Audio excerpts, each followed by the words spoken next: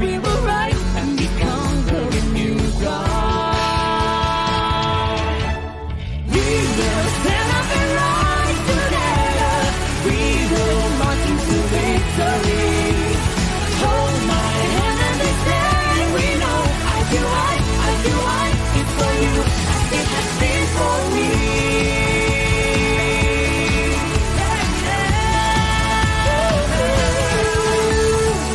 Open your heart and notice in your soul. Our hopes, our dreams are the same. My wife and you, I will finish this race, not alone by myself, but with you. Though tough times come out my way, we will rise and we conquer a new ground. We will stand up and rise together. We will march into victory. Hold my hand and we say we know IQI is for you as it has been for me. Everyone shine, everyone shine. All of us there is for a reason, for a greater vision. We will stand up and rise together. We will march into victory. Hold my hand and let's say we know IQI is for you as it has been for me. We will stand up and rise together. We will march into victory. Hold my hand and let's say we know IQI is for you as it has been for me.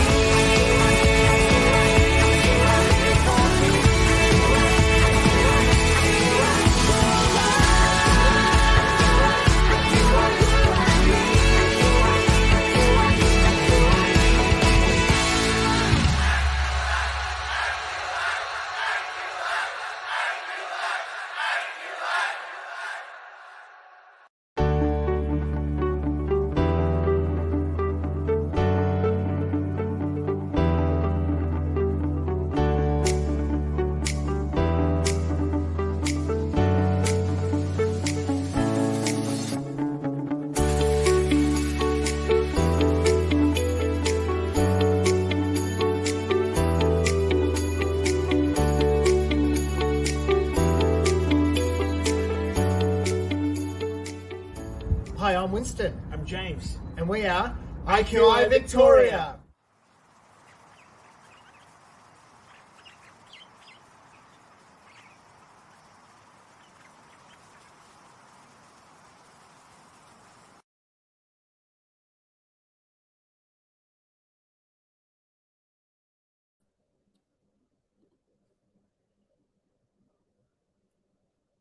Hello everyone, good evening. Welcome to our international prop chat on every Saturday 9:30 p.m. GMT plus 8 at Facebook or YouTube Live at IQI International Sales. I'm Mandy Chen from IQI Global, your host of the day. On behalf of IQI Global, the Asia's biggest real estate and investment agency, also a member of Juwai.com, I would like to thank everyone for your support in our program. Our sharing usually features some of the best investments or projects in the various hotspots around the group, and we also educate our clients how to invest wisely. If you like our program, which you think that is benefiting you, do invite and share it with your friends. Should you have any comments and questions, feel free to leave it in the comment box. We will revert to you later. This month, we will talk about Australia. For those who missed our first episode for this month, you can watch the replay in the YouTube at IQI International Sales. So, Australia, I'm sure everybody know about it. And Melbourne is one of the most livable city in the world for a few consecutive years for the past few years. And it's famous for its natural wonders and wide open space, beautiful beaches, and a popular tourism destinations which has so many to offer. From holiday, work, study, live, and play.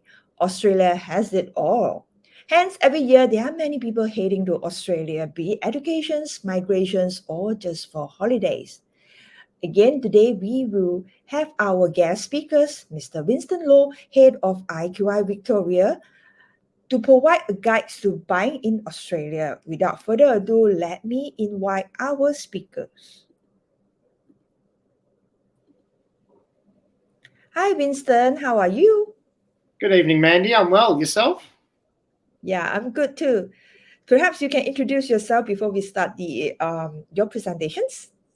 Yes, certainly. My name's Winston Lo. I live in Melbourne. I was born in Melbourne, and I've grown up, gone to school, university in Melbourne. Spent a little brief time on the Gold Coast doing a Masters of International Management, which was a great year. But back in Melbourne these days, and I've been in real estate for well over a decade. I'm a qualified CPA. My past life was in the corporate world, but I'm in real estate these days, and looking forward to working with you and assisting you all. So thanks for joining us. Yes, again, I want to congratulate once again for IQI Victoria. Okay, welcome on board, Winston. Yeah, thank you. Right. Thank you. Nice to be on board. Yeah, so I know today you're going to share with us a guide to buying in Australia, right? So let's have your presentation slide. Yes, All right. certainly, Maggie.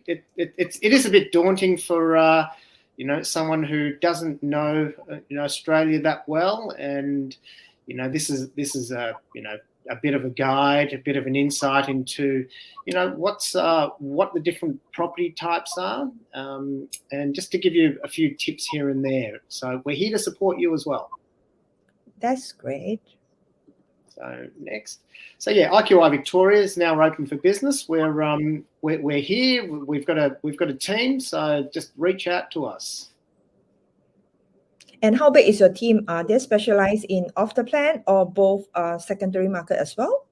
Yeah, look, predominantly new properties. New properties. Townhouses, apartments, house and land. And we can also assist you with, existing properties as well. So our team, we've got a team of 6. So we have English speaking, Mandarin speaking, Cantonese speaking, and we also have an Indian agent with us too.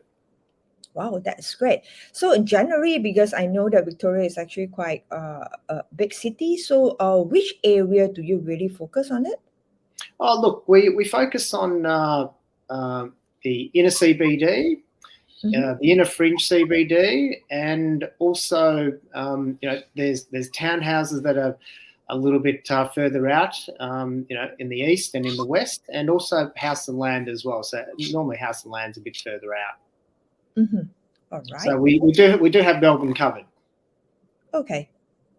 So Melbourne has been one of the most livable cities in the world, and has been voted, right up at the top for a few years running. We have slipped a little bit down to 10th in 2022, and if we go to the next slide, we are livable because there's great food, there's fresh air. The other, cities are just a little bit behind us. Melbourne's 10th, Sydney's 13th, Brisbane's 27th, Adelaide's 30th, and Perth is 32. But, out of 173, we're, Australia's up there with, the best. Yep. Next. So what's so great about Melbourne?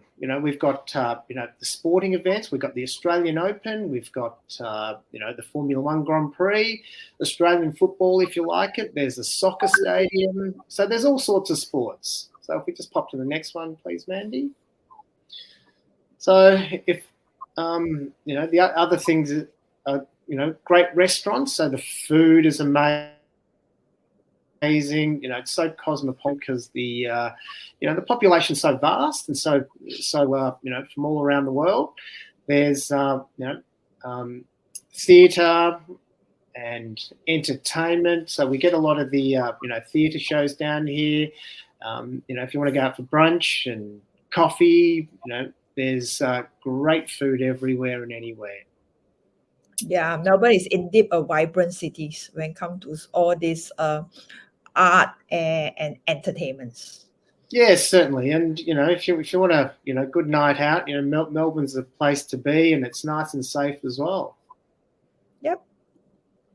So pop to that next slide, and universities. There's obviously well-renowned Melbourne University, Monash, Deakin, La Trobe, RMIT, and Swinburne. So look, the universities are very strong and world class. And in fact, Melbourne is actually one of the best cities amongst the Australians when it comes to educations, right? Yes, certainly. So we have a lot of overseas students that do reside in Melbourne for their studies. Some go home afterwards, but a lot of them end up staying because Melbourne's so livable and such a nice place to live that a lot of the students don't want to go back to their home countries and hometowns. So great place to reside. Yeah, and there's lots of Asians right now in Melbourne. Yeah, look, when I was growing up, it wasn't, I was, I stood out a bit more, but now I don't stand out because, there's a lot more, Asians, black hairs all around, especially CBD, Box Hills, your Glen Waverleys, Springvales, vastly spread across Melbourne. There's wherever there's good food and restaurants or great properties, Asian people are there. Yep. And the median house prices in Melbourne are really sort of shooting up. We have sort of seen it drop a tiny bit. Last quarter was down 1.3%. But look, the median house price is 930,000. The median unit price is 505,000. So, look, that sort of gives you a bit of an idea as to where the pricing sort of sits. But we'll run through a lot more of that, later on through the presentation. Yep, and I think recently there's a news that's saying that some of the property price have been dropping in certain parts of Australia. So would that affect Melbourne as well? Yeah, look, it certainly has. Interest rates have gone up a bit. Inflation, but the price has dropped because it's gone up so much. So to come back a little bit is reasonable. And only 1.3% last quarter was only a smidgen. But the thing that sort of keeps Melbourne property prices propped up is the high net migration. So a lot of people are coming to Melbourne. So that's keeping the demand up for property here. There's low unemployment with many corporate headquarters over here. So it's a really stable political environment. Clean air, fresh water, and of course friendly people, Mandy. Yep, and it's always good to do to have a little bit collections when it comes to pricing, right? So it doesn't matter as long as if you would invest for Melbourne, whether for own use or investment, is basically talking about long term as well. So we are not talking about now you're going to sell it within a short period of time. So it really doesn't matter, right? Exactly. As long as it sort of fits your strategy, the long term is the real estate game. Yep. So this is what we're going to cover today. What is your property goal and strategy? The buying stages, off the plan. So I'll explain to you what off the plan is, how that works, under construction, which is also off the plan, completed properties, nomination. You've probably heard what nomination is, but I'll give you a good insight into that because we've specialised in that over the years. And the types of properties to buy that are available to buy. Now, apartments, townhouses, house and land. And then what I'll finish up with is, stamp duty, foreign duties and application fees. Great. So after the next slide. So what is your property goal and strategy will drive a lot of the decision, probably the main decision as to what you're actually looking for in a property. Are you looking for a property to live in and reside? Are you coming over for work, or are the children coming to study, or is it just a pure investment? So what you're sort of looking for is yield and long-term capital growth. So that's one of the main things that you sort of need to think about and understand. What is it that I want to do with property in Melbourne? Where do I want to park my money? And we'll give you some options as to is it going to be a townhouse, apartment, house and land? If you're a foreigner, the actually landed house, existing house, is something that's off limits for you. Mm-hmm. You can buy new properties, but that haven't been lived in. So that will tick boxes for you. If you're a PR or a citizen or an expat that's living overseas, you'll be able to buy anything. Okay, and of course, if it's for children, then maybe the best choice is closer to the universities, closer to the amenities and transportations, as well as to the universities. Definitely. You don't want to be too far. You don't want your kids traveling too far. What you want to be is have them concentrate on studying and being that best person they can be, and whilst they're at university to grow and develop. Yep. So right property with the right elements. So this is just from experience what has been the best options for people in terms of property wise. Try to find a property that is near transport, near the amenities, shopping centres, cafes, restaurants. So near parks and gardens. So another thing, if it's an investment, you've got to assess is what type of tenant are you going to be getting in. For people that are sending their children over, school zones are important.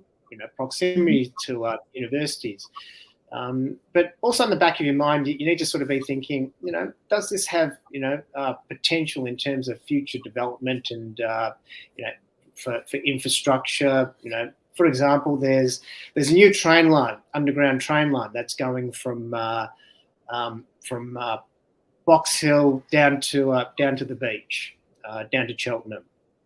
So things like that's going to affect, universities like Deakin University and Monash University. So other things to sort of consider, Mandy, that are important is ensure that you look at the floor plan and it's livable, and it's designed well. So what is the aspect? Is it designed practically as well? And the other thing that is important is the price. Buy at the right price to ensure that the bank valuation at settlement comes in. So I just want to pop to that next slide. So we'll go through the different stages. Buying off the plan. It's exactly what the name means. So you're looking at architectural drawings and elevations, renders, and making an assessment on that.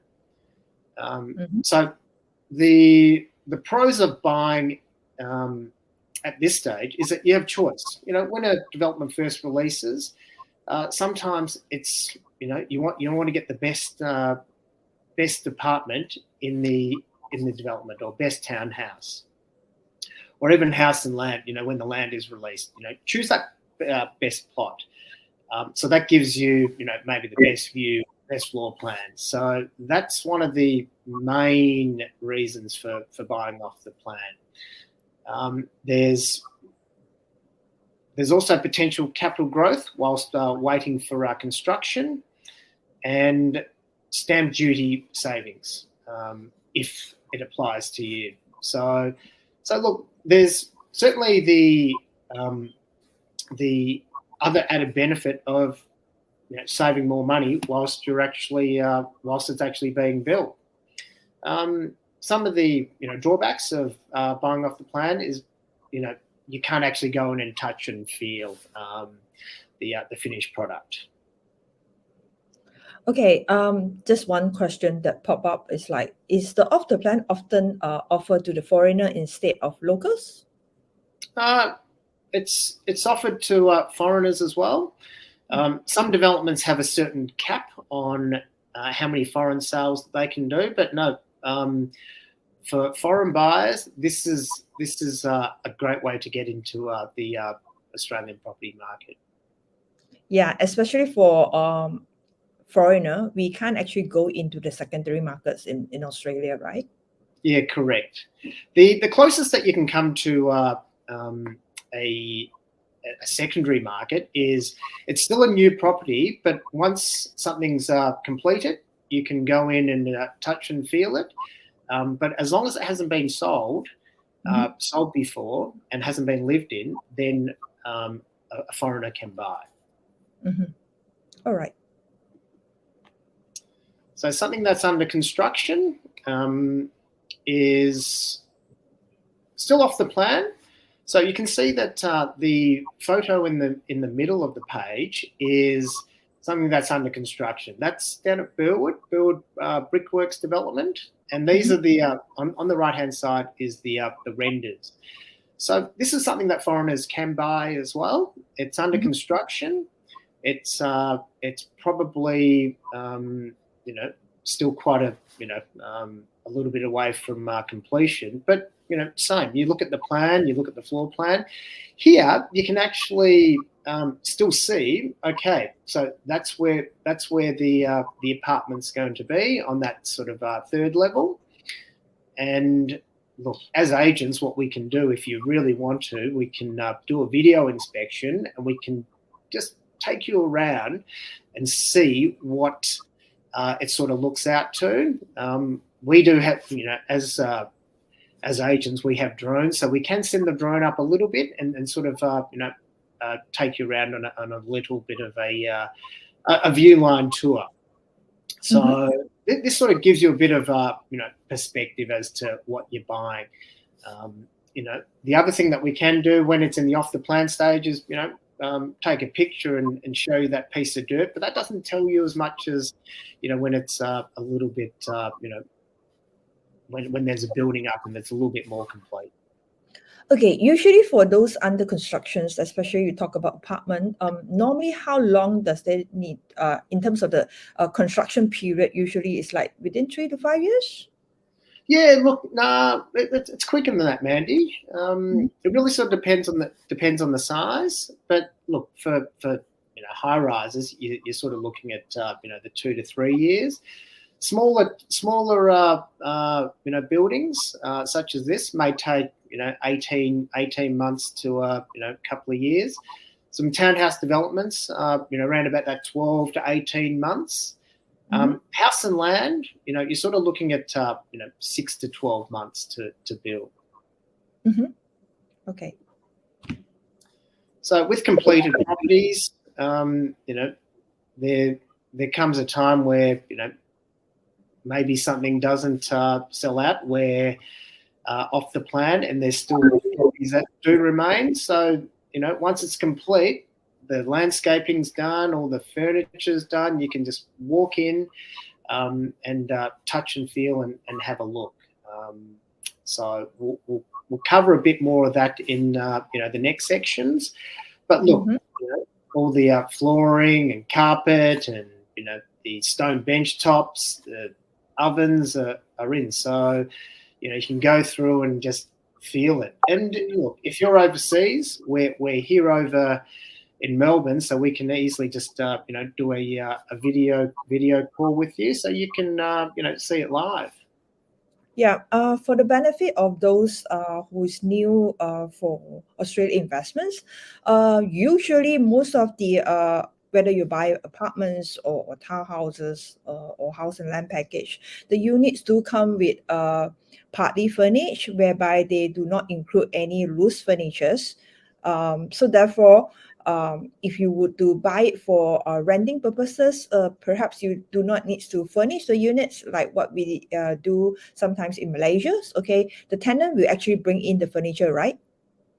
Yeah, correct. So all you need to do is bring in your fridge and your washing machine, your couch and your dining tables, your beds, and there you go. So as a if you're buying it as an investment, all you need to do is it's all done for you. Okay. The tenant brings in all their own furniture. Yeah, it's actually hassle free as well in a way. You do not have any headaches to do renovate the units. Yeah, correct. It's a lot easier down here. It's a plug and play. Later on, a term that they use in House and Land is a turnkey. So even if you're buying it to live in, all you need to do is bring your suitcases and start organising your furniture. Mm-hmm. Okay. There is one questions pop up because due to the recent news, apparently, as you know, that due to the shortage of labor and the material cost increase, some of the developers or builder in Australia actually go bankrupt. Okay, there's a lot of concerns by the audience to say that is it safe to buy a completed project instead of those that is under constructions? What is your opinion on this? Yeah, look, my opinion's always been that it is always safer to be able to touch and feel something. Mm-hmm. If something's close to completion or complete, if that fits your time frame and your purpose, then by all means, that's the way to go. There is a bit more of a risk out there at the moment where you look at developers that are going developers and builders that are going bankrupt. So from that point of view, we work with builders that are financially strong. So we sort of ensure that there is less risk. But look, in this sort of environment, it's harder to sort of tell whether someone is at risk or not at risk. But we try to mitigate the risk as much as possible.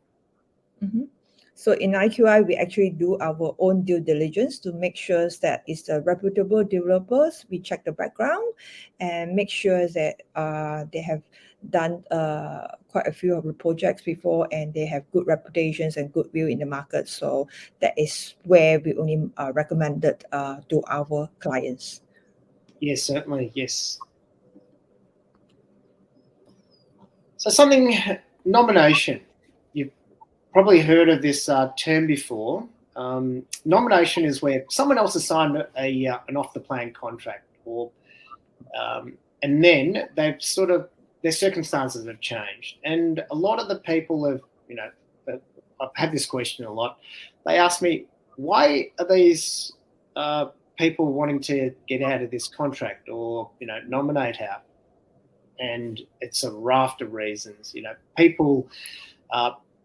People's circumstances change in life. They may be not coming to Melbourne. They may be moving away. Their children's not coming. They might have lost their jobs.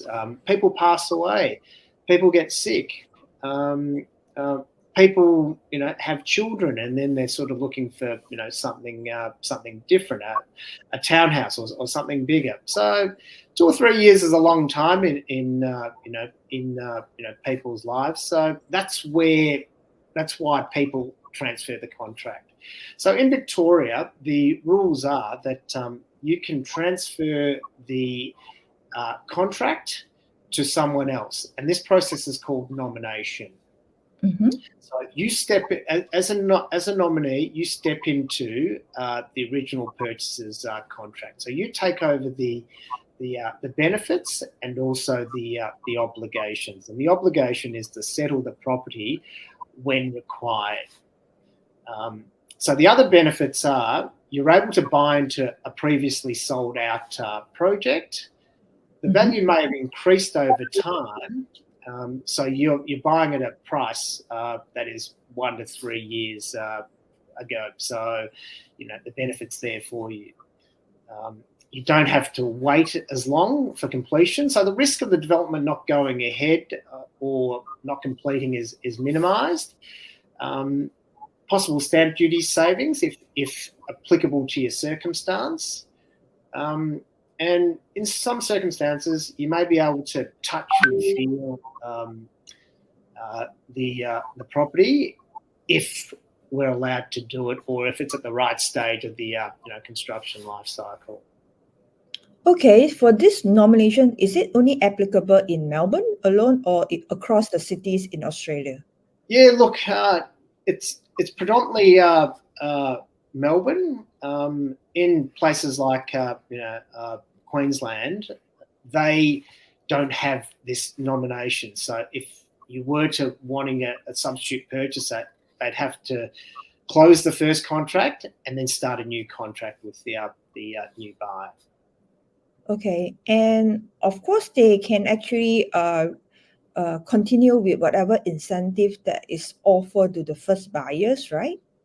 Yeah, it really sort of depends on what's actually written. Sometimes there's furniture packages or rebates that are part of the deal, and they have written. I have seen some terms in contracts where it's not transferable to the nominee. However, most of the time it is transferable. However, look, it's the main thing that we need to sort of look at and assess and ask is the developer and the vendor solicitor whether that is transferable before we go and commit to or promising that to anyone. Okay. Is there any setback for buying nominations units? Well, look, in terms of buying, you're coming on late in the piece. So look, you don't have first choice. You've only got choices as to what is available or whoever's wanting to nominate out. So therefore, that's probably the drawback. But I think there's a lot more positives to doing a nomination than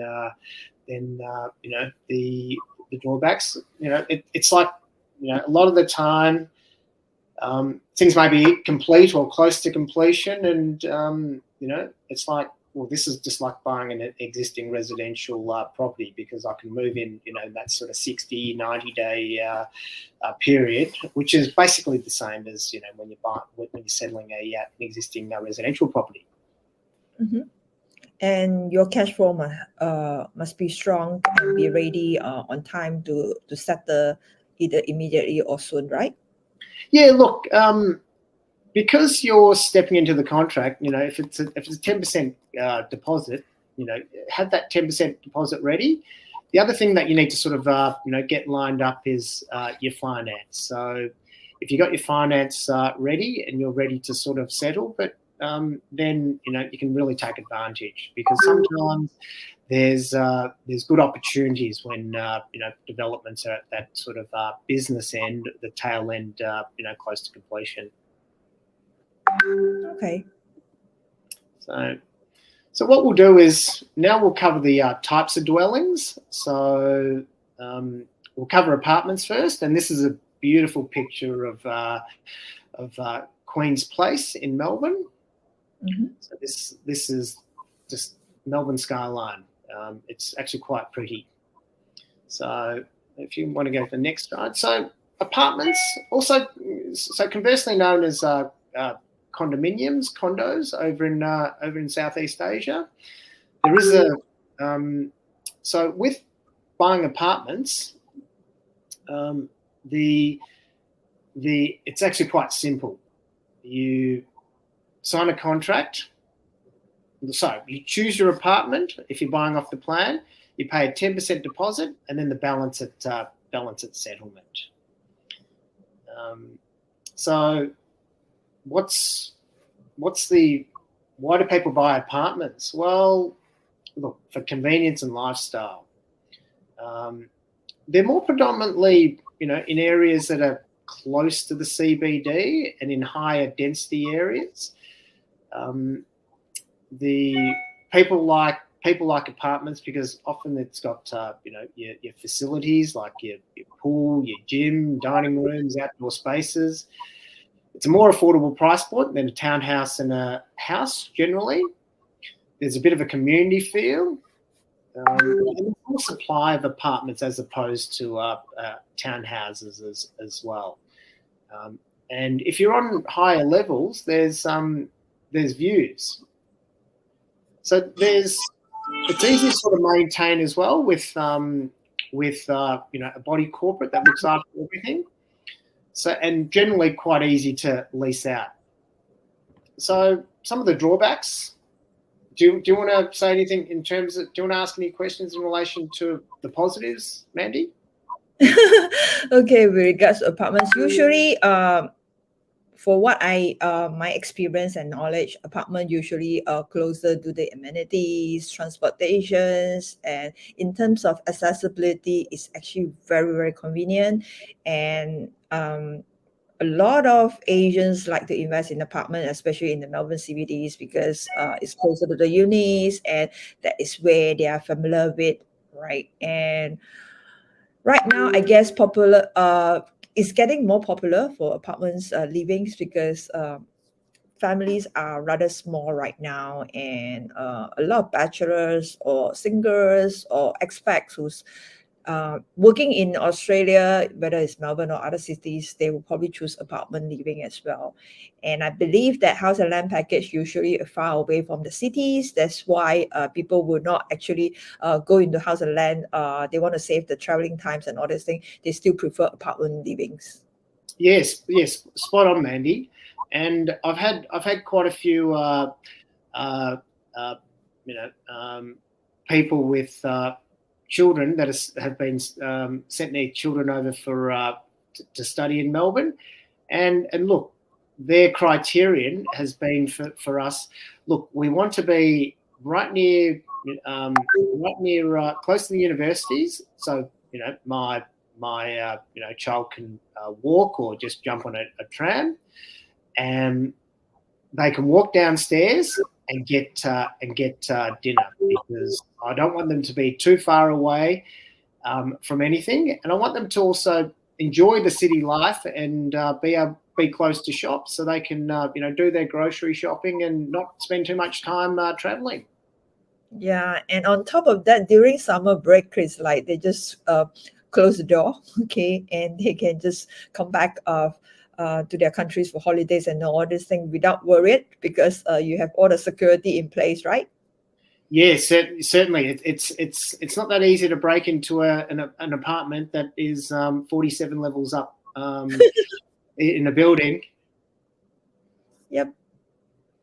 Okay, I for me, it's like people are investing in apartments are mainly because of the payment term, the 1090, especially they buy off the plan. So they have a bit of more times to manage their cash flow.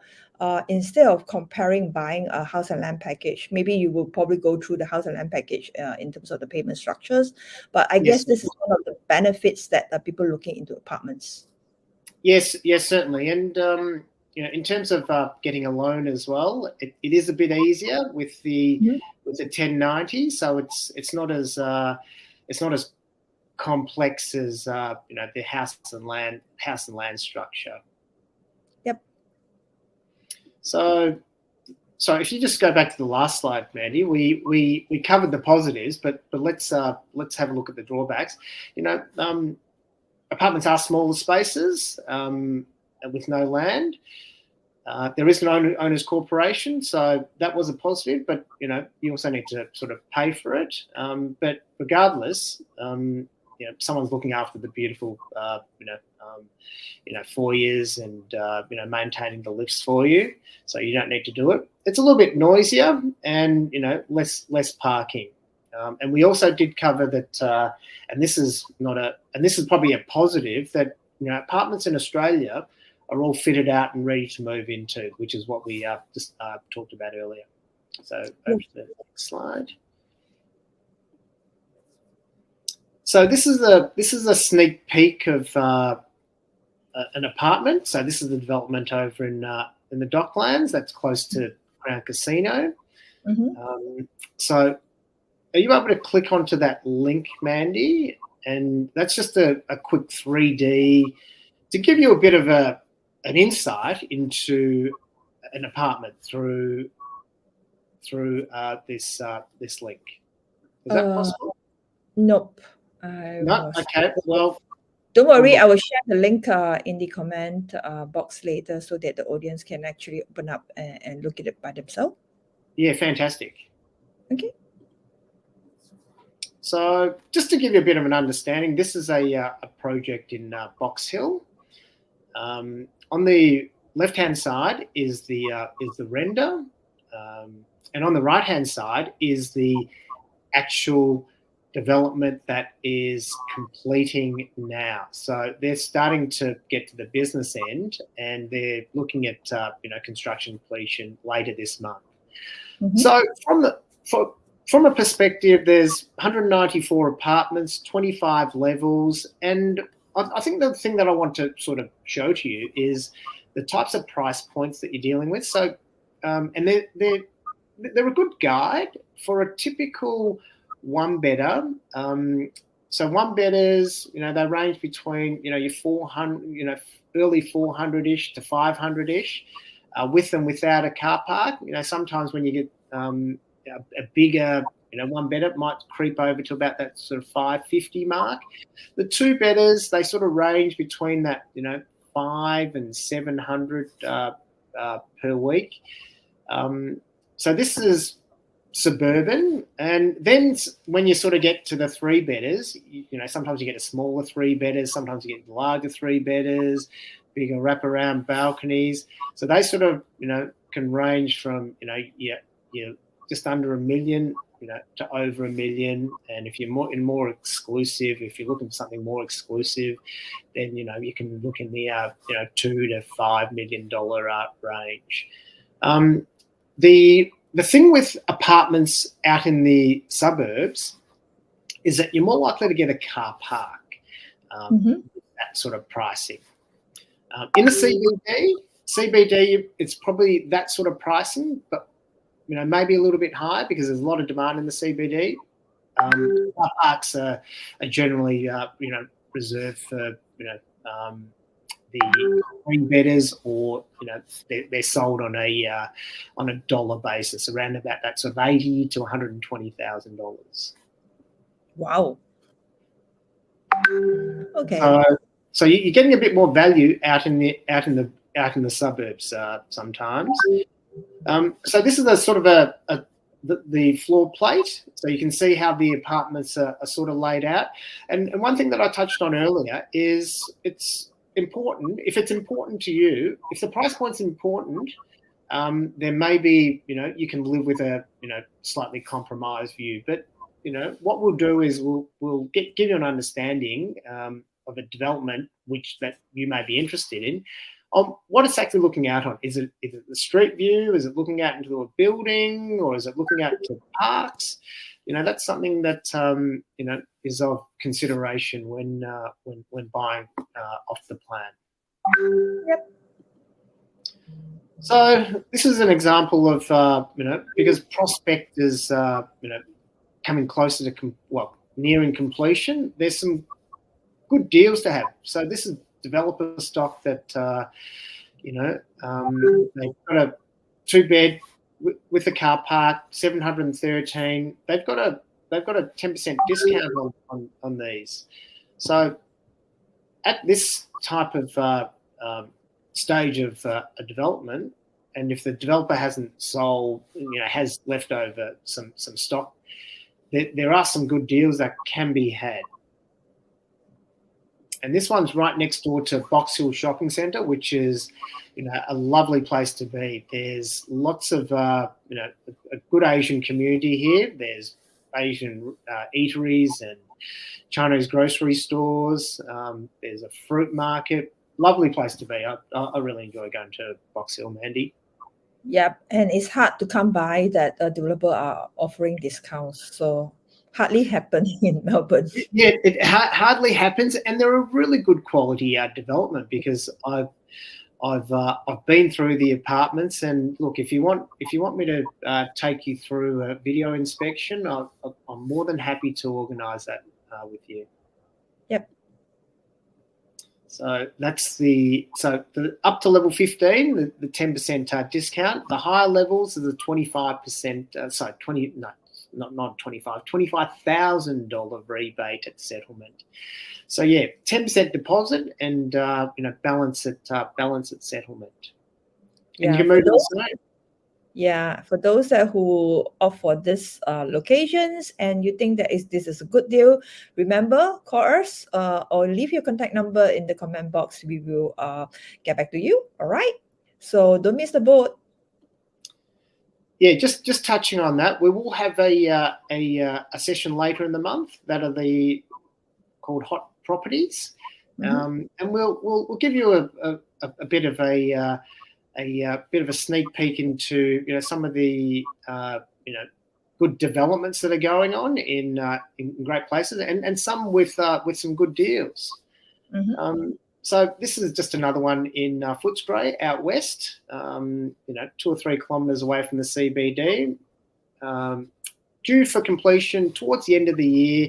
So price points in that sort of 400 to 500 for the 1-bedders, and the 2-bedders range from 5 to 800. And there are some incentives here from the developer too. 2-year rental guarantees, 5%. 2-year rental guarantees at 5%. So rental guarantees are great. It takes the stress out of trying to get that sort of tenant in at the beginning. Yeah, and this location is good. It's very close to the CBD. Only 3 stops from this location to the CBD, and also there's a University of Victoria is here, right? Victoria University is close by. There's a train station within probably 3-minute walk. And look, Footscray Central has really gentrified. Footscray as a suburb, because it's so close to the CBD, it's really gentrified over the years, and it's not cheap to buy a house over there these days, Mandy. So townhouses, we'll cover townhouses. This is a render of a development that's completing in Burwood, which is probably about 12 kilometres from the CBD. So this is one of 6, and there's 2 remaining on in this development if anyone's interested. Around about that sort of 1 to 1.1 for a 3-bedroom townhouse, which is great buying. But this looks like a house and land. To me, it's like a double-story house and land. No. No, there's 2 at the front, 2 in the middle, and 2 at the back there. So there's 6 townhouses in this double block development. Okay. So for those who do not understand townhouses, the terms, perhaps this is like our double-story links house in Malaysia. Okay. Yep. Okay. Good insight. So townhouses, what's good about townhouses? There's more space with land than apartment living. Sometimes you get most of the time you have either a front garden and a back garden as well, maybe a balcony terrace. So there's a bit more room to maneuver around, swing a cat, get away from the children, or go out and breathe some fresh air. Generally newer, so less maintenance. There's a bit more privacy, and it's quieter. Still a bit cheaper than buying a house, mostly. So some of the shared areas are maintained by the body corporate, and townhouses are generally, well sought after for rental. So on the drawback, generally higher price than apartments. Generally outside of the CBD, so it's more of the inner fringe and outer. But it's actually quite funny, Mandy, where, if you're in that sort of inner fringe type of, areas, and certain hotspots such as, your Mount Waverleys, Glen Waverleys, Doncasters, Box Hills. The price point for a townhouse and the type of townhouse that you're getting is, over $1 million plus. If you go sort of further out a little bit, where you go your One Turners, your Scoresbys, Baronias, you can get a townhouse for in and around that sort of $700,000 to about $1 million, even out west as well. So there's different types of townhouses. There's the ones that we saw, which is driveway down the middle, and then you've got your townhouses along the side there. You might have one of 3, one of 6. Then you've got a different style where you've got the driveway that may go underneath. So you might have a shared basement driveway, and then you've got your townhouses on top there. So they're your sort of different styles, and same with apartments, Mandy. The payment terms are 10% deposit and the balance on completion. Yeah, I think this is one of the benefit for buying townhouses as well, because it's like we are buying a landed, okay, not apartments, but the payment terms is according to the apartment's structures. This is good. For those who want to manage the cash flow, I believe that this is one of the good options. And the other thing that for those who don't really like to manage gardens, okay, again, townhouses probably will have a good idea, because not many townhouses that offer big gardens, huge courtyard and all. So they probably prefer this kind of townhouses, easy to manage. Yeah, and look, that's the beauty, maintenance. Go and enjoy your life rather than maintaining your house. You drive past and see people maintaining their house. They're stripping back windows, painting the windowsills, fixing the gutters. It's it's hard work sometimes. Some people love it, but if you love just easy maintenance in a townhouse that's new as well and nice to live, this is for you. Yeah, and usually townhouse is actually available in those matured or established suburbs, whereby you can't really afford to buy a house and land package, or there's no more lands for you to buy a house and land package, and you do not want to stay in apartments. So this is the only options that you can opt for. Yes, certainly. And over the years, developers have producing really good townhouse products. There's a lot of thought in terms of the layouts, designs, the fixtures and fittings, the appliances. So all the hard work's done for you. And as a tenant as well, if you're looking to lease it out, tenants like this sort of stuff as well. So the more appealing that is, the easier it is to rent out. Yep. So this is a townhouse development in Notting Hill. Notting Hill is close to Monash University. This one's just been completed, so I thought I'd just give you a bit of a touch and feel, even though a virtual touch and feel with your eyes. So this is a 3-level townhouse. You can see that coming in from the street, you have the kitchen with an island bench. Then you've got a living area with your lounge. That lounge opens up, and you've got a deck that's undercover, and then you've got a little bit of garden space. So you can put a bit of a chair and an umbrella and a little stool, and sip your drinks there. Then when it's time, you can pop upstairs, and there's 2 bedrooms split by the bathroom on the 2nd level, and then up top is the master level, and this master level is huge. So if you go to the next slide, Mandy, these are the numbers. A price of $972. It's a 3-bed, 2-bath, 2 car parks. So it is a basement car parking, and also has storage as well. And you can see in the picture that there's 2 little dogs that are playing in that courtyard there. So there's nice space. Yep. And if you and if you're looking at renting it out, you're sort of looking at between that sort of $700 to $800 per week leasing. Oh, that's good. A good youth. So if you want to just show us through that video, so we can actually have a bit of a tour, so you can actually see inside. Okay, give me a minute.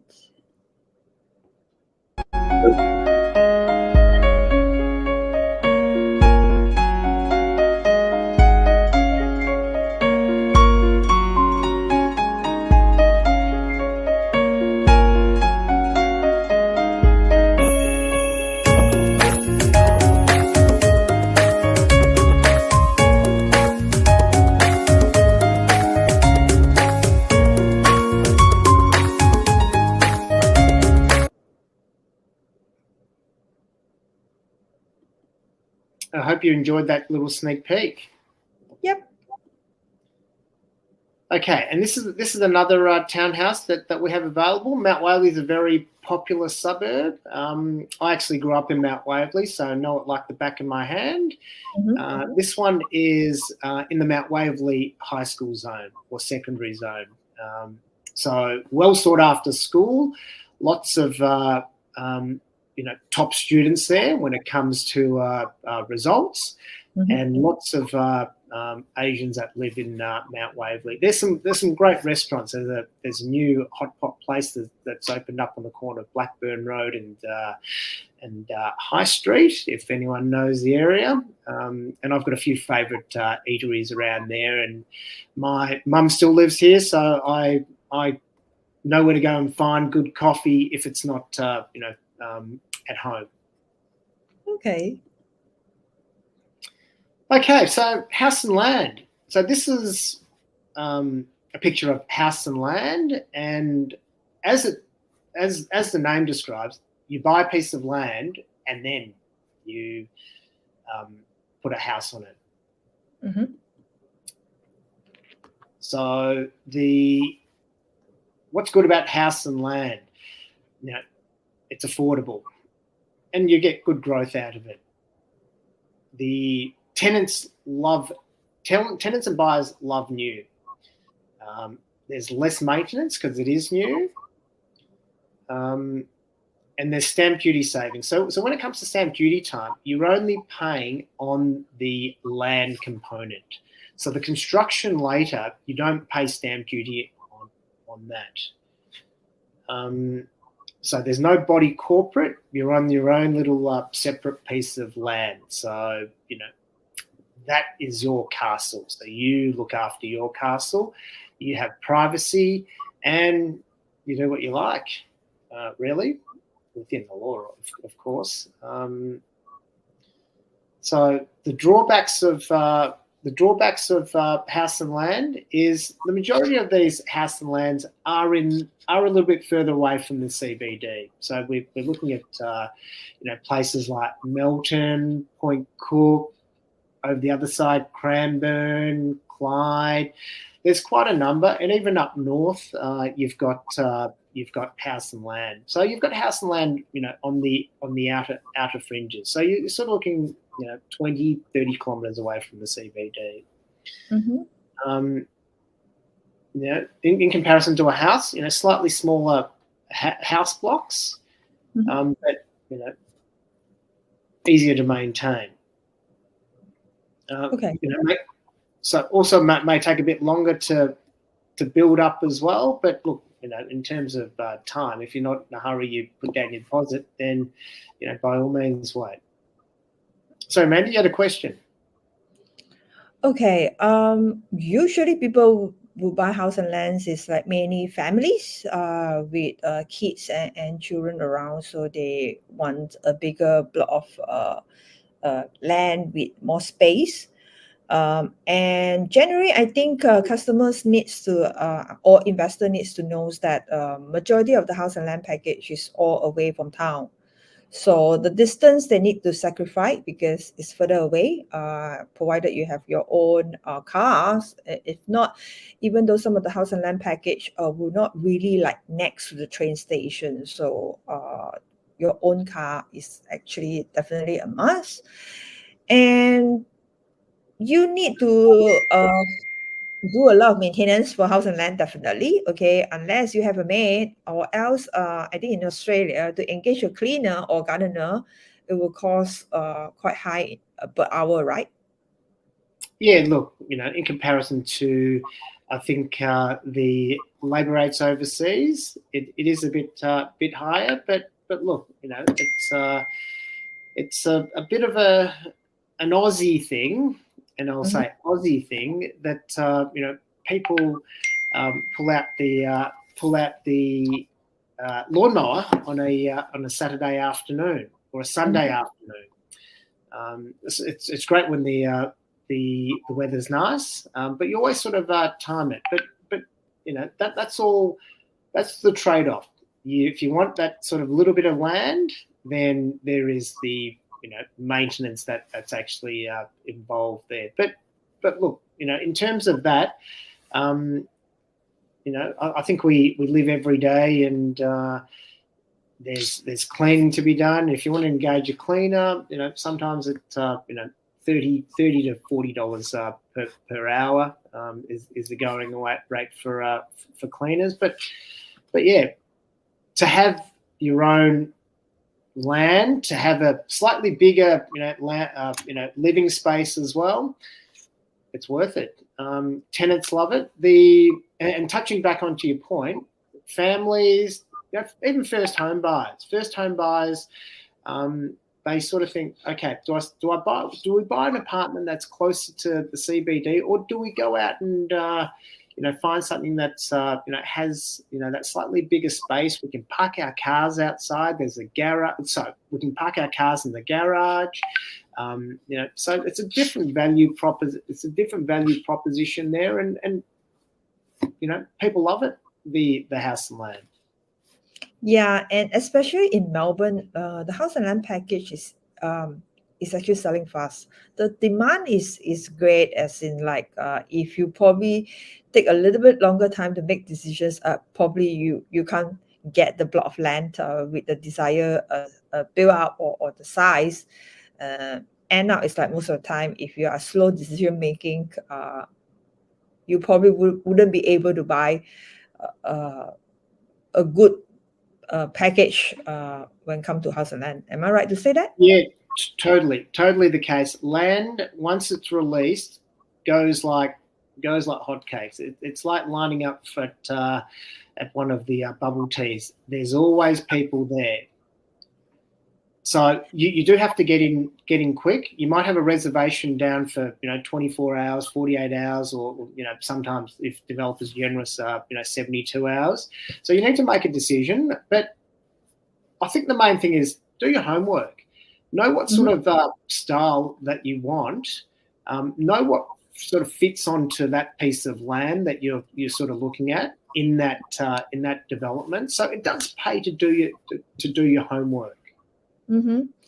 And for house and land, it's different compared to in Malaysia or other parts of the countries, whereby in Australia you need to buy the block of land first, then settle the land, then subsequently engage a builder to build the house. So it's totally different process, and there will be two contract involved. So a little bit more complicated when it come to the buying process, and I would say a bit tedious, okay, but it's worth it after all if it's met your objective, all right. But prepare for it. And in terms of cash flow, also, unlike townhouses and apartments, whereby you can stretch a little bit of times to manage the payment, but house and land package, once the land is tighter, you need to immediately settle the final amount of the land before you start your constructions of the house. So therefore, not many mortgages or brokers that actually will provide loans for house and land as well. So in this case, the cash flow wise, you need to be very strong. That is my experience. Mm-hmm. Yes, you've spot on there. If you could kindly go to that next slide. Mhm. You seem to have covered some of these points, Mandy, which is great. I think you've been studying my presentation. So just to Look forward to it. elaborate, So yeah, just to elaborate, there's two types of packages that you can house and land. So the first one is you buy the block of land, and then you sort of think, I'm going to go find a builder, and then you have to scroll through and do some research and find which builder. But in other instances, there's turnkey packages where you can just buy a house and land, and it's all done for you. So this is essentially where you just move in. So we work with certain builders that we've worked with that we know is quite strongly financially backed.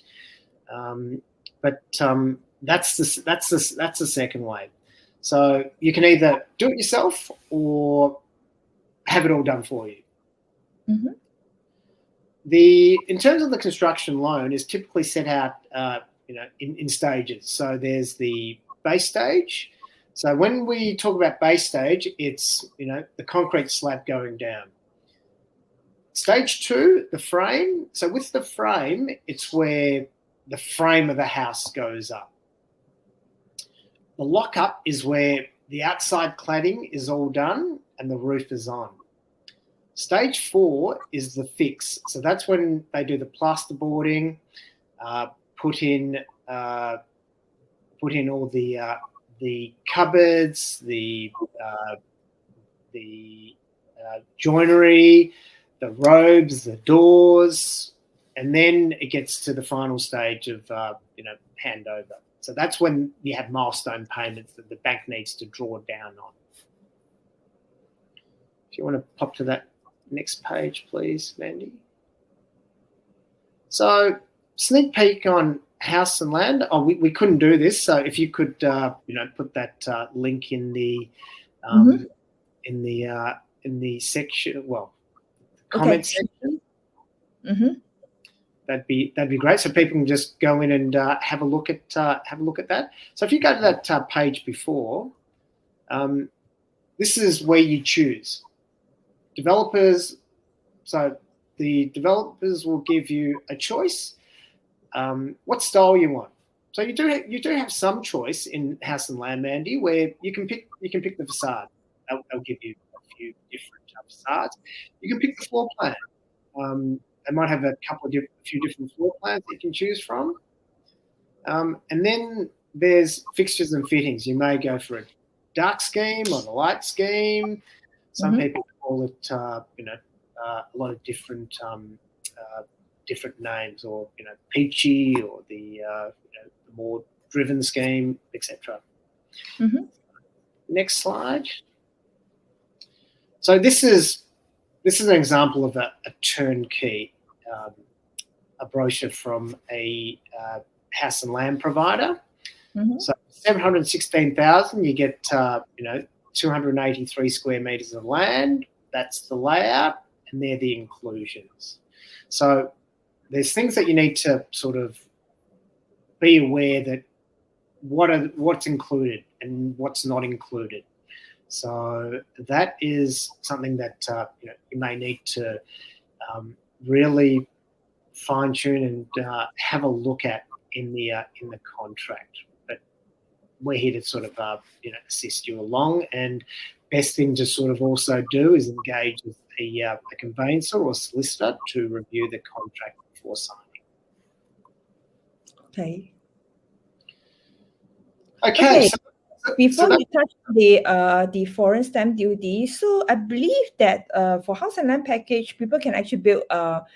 They can choose to build single story or double story, right? Yeah, correct. Yes. Okay. The other thing that you need to sort of be aware of is that some different different estates, and when we talk about estates, it's like a different land parcel that has been released. Different estates may have different rules sometimes, where you can't build this, or you can do this, or you can't do that, etc. So that's another thing that we sort of need to be mindful of when thinking about house and land. Mm-hmm. Okay, the last points that we're going to cover is stamp duty. So there's a foreign surcharge, and there's the FIRB application fee. So FIRB stands for Foreign Investment Review Board. So as a local, if we buy an existing house, there's stamp duty of 5%, 5.5% of the contract value.